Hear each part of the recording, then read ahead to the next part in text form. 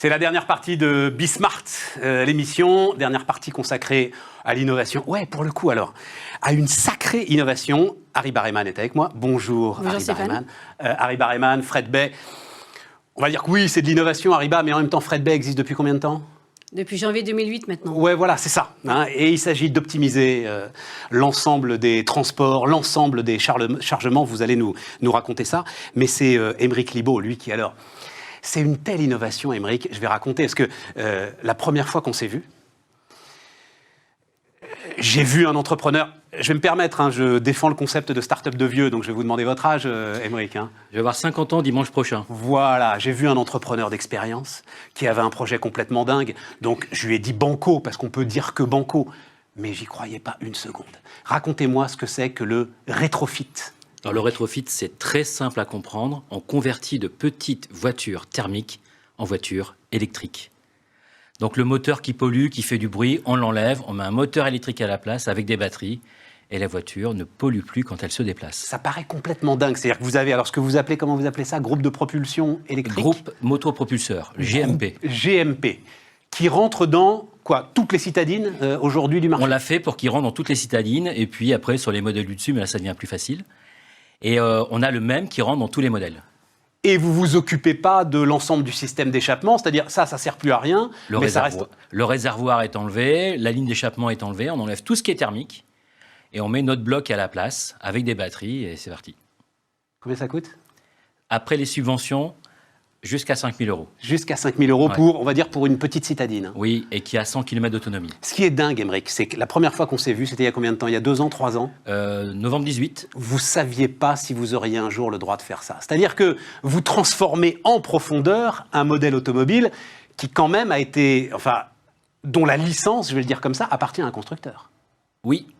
Et donc là, c'était la limite de la réglementation d'ailleurs. Il fallait demander l'autorisation du constructeur pour modifier ces voitures. Et on s'est regroupés, on s'est fédérés au sein de l'association R, les acteurs de l'industrie du rétrofit électrique. Et on est allé voir le ministère tous ensemble en disant « on a un marché là. Regardez, on a un marché et ça va dans l'économie circulaire. On a un potentiel d'économie de CO2 qui est énorme.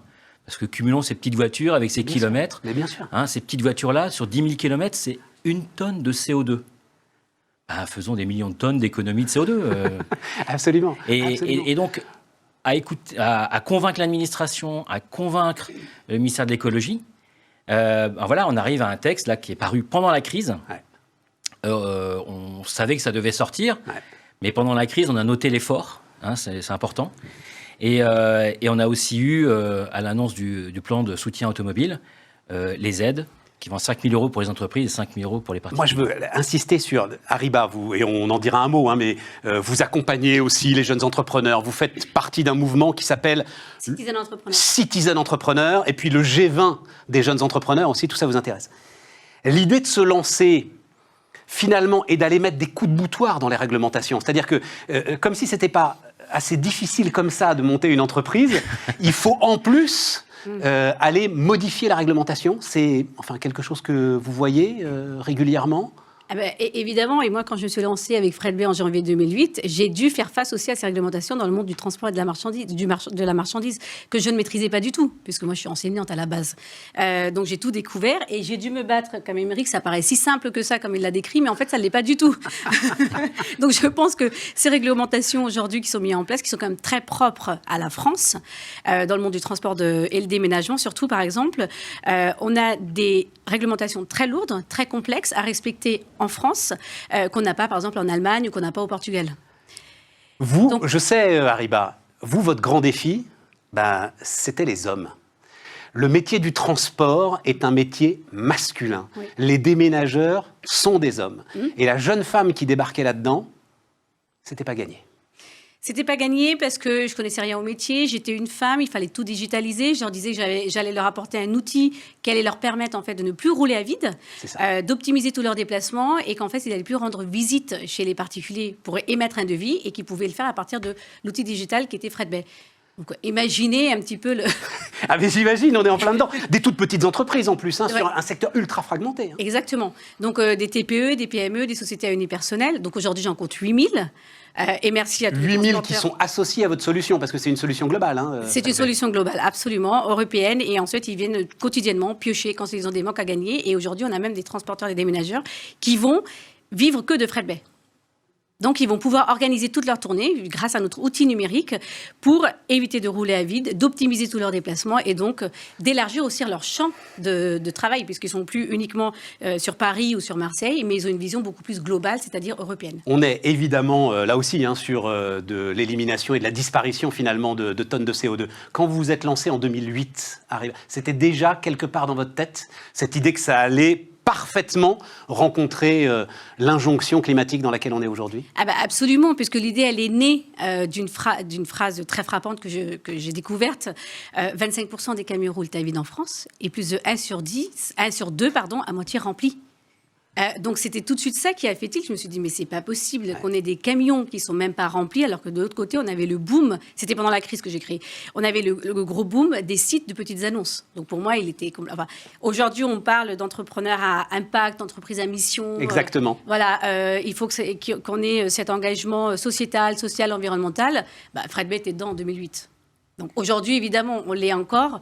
Aymeric, bravo pour ce que tu fais, c'est excellent, c'est juste incroyable comme il l'a décrit. Aymeric, ça vient d'où cette idée? D'où vient l'idée? Ariba, on comprend. Effectivement, il y a une phrase, la moitié des camions roulent à vide, on va essayer de faire quelque chose, et il y a une technologie naissante. Il y a un moment très précis que j'oublierai pas, le 6 juillet 2017, vers 15h. Le moment où Nicolas Hulot annonce son plan climat. Moi, je m'étais organisé pour l'écouter, en me disant, il va y avoir un truc là. Avec le triptyque qu'il y avait, président, Premier ministre, il va y avoir un truc. Type un discours à la JFK. Un discours que j'aurais voulu voir en direct. Programme Apollo, quoi. Vraiment le truc, nouvelle frontière. Et en fait, non. Alors, je ne peux pas être déçu parce qu'il ne m'avait rien promis. Et c'est parti de là. En fait, c'est comment peut-on tous passer à la voiture électrique, mais vite? Il faut 20 ans pour renouveler un parc. Je ne vois pas le rapport avec le discours de Nicolas Hulot, Aymeric. La fin à la vente des véhicules thermiques pour 2040. Ah, d'accord. Il est où elle est où l'ambition? Trop tard, trop... Moi, j'aurais 70 ans en 2040. Tu mets un secteur entier à la casse si jamais tu avances trop tôt cette échéance, Aymeric. C'est quand même... c'est de la lourde industrie. D'accord, donc il ne le fait pas, mais quelle solution on peut amener? Et ma réflexion est là sur comment faire pour innover avec ce que l'on a. Ça, c'est fondamental. Innovons avec ce qu'on a. Si on veut innover avec ce qu'on n'a pas, on ne fera rien. Et qu'est-ce qu'on peut s'autoriser comme perte acceptable? Moi, la perte sur laquelle je pousse à ce qu'elle soit acceptable, c'est la perte d'autonomie. Donc, c'est pour ça qu'on vise les petites voitures avec des petites autonomies. Vous donnez, le modèle de base, vous donnez 100 km d'autonomie. Oui. Et donc, peu de batterie. Et donc, on peut avoir un prix très raisonnable pour une voiture électrique. Et tout est calé là sur le fait qu'on arrive très vite à un modèle industriel. Parce qu'avec de l'industrialisation, déjà, on va aller plus vite pour en vendre. On va toucher des prix industriels, c'est-à-dire qu'on peut atteindre... Moi, mon objectif, c'est d'arriver à atteindre le 5 000 € dans quelques années avec un minimum d'aide. Ouais, c'est ça. Aujourd'hui, j'ai besoin de plus d'aide. Un business qui vit des aides, c'est un business qui sera sans arrêt menacé. Par contre, démarrage d'une filière, d'une nouvelle filière, avec une impulsion institutionnelle, d'accord. Et là, on en a eu un premier signe et encore quelques autres à faire. Mais derrière, c'est d'amener des solutions. Moi qui ai longtemps travaillé dans le logiciel, comment on amène un changement? C'est quand la solution, on la comprend tout de suite et facilement. Si pour des particuliers ou des entreprises, on ajoute à ça le fait que le modèle du business, que le prix soit très abordable, on a une solution qui est presque incontournable. Et je dis toujours, quand je parle de rétrofit, qu'il nous faudra toujours des voitures neuves. Mais si on va aller plus vite, il ne faut pas faire la queue en disant comment je vais faire pour avoir une voiture neuve. Ça s'impose d'évidence, mais ça s'impose d'évidence, ce qui est en train de dire. Il faut prendre des risques. Le truc, c'est que j'avais envie de vous inviter ensemble, j'avais du mal à trouver ce qui vous rassemblait, mais en fait, je pressentais quelque chose. C'est exactement ce que tu viens de dire, c'est-à-dire inventer sur l'existant, finalement. Optimiser au maximum ce qui existe. C'est ce que tu fais, Ariba. Absolument, absolument. Et j'ai l'impression que plus ça va, plus les entrepreneurs font beaucoup ça, en fait. On prend quelque chose d'existant, et à partir de quelque chose d'existant, et on l'a vu pendant la crise, par exemple, il y a des choses qui existaient, la digitalisation s'est imposée, ça a accéléré, et à partir de tout ce qui existait, on a réussi à créer de nouveaux modèles, des nouvelles idées, donc un nouveau marché. Et c'est typiquement... Et ça amène un peu de vitesse. Alors, et ça amène de la vitesse. Moi, ça fait 3 ans que je suis sur le sujet, on ne va pas appeler ça de la vitesse, mais avec la barrière de réglementation... voilà, maintenant on y est. Mais tu sais, Aymeric, c'était tellement... Parce que moi, je me souviens, la première fois que tu m'as raconté l'histoire, c'était complètement dingue, c'était inimaginable. Non, mais ça donne la mesure de ce qu'on est en train de vivre. C'est-à-dire, l'inimaginable devient une évidence en 2 ans. Voilà. C'est ça le truc. Et derrière, bon, beaucoup de détermination, ça c'est incontournable. Mais c'est ce qu'il faut pour être un entrepreneur, de la détermination. Évidemment. Mais derrière, ce qui nous emmène, c'est que on voit l'urgence que l'on est en train de vivre, l'urgence climatique. Et il faut des solutions maintenant. Et en fait, maintenant, on est là. Bon. Ariba, on se reverra en octobre. Bien avant. Pourtant, avec grand plaisir. Avec grand plaisir. Mais sommet Citizen Entrepreneur, c'est ça, hein, octobre. Oui, alors je viens d'être... Et la démarche, c'est exactement ça. C'est-à-dire, la démarche, c'est donc entrepreneur citoyen, évidemment, mais c'est exactement ce qu'on est en train de décrire là. C'est exactement ça.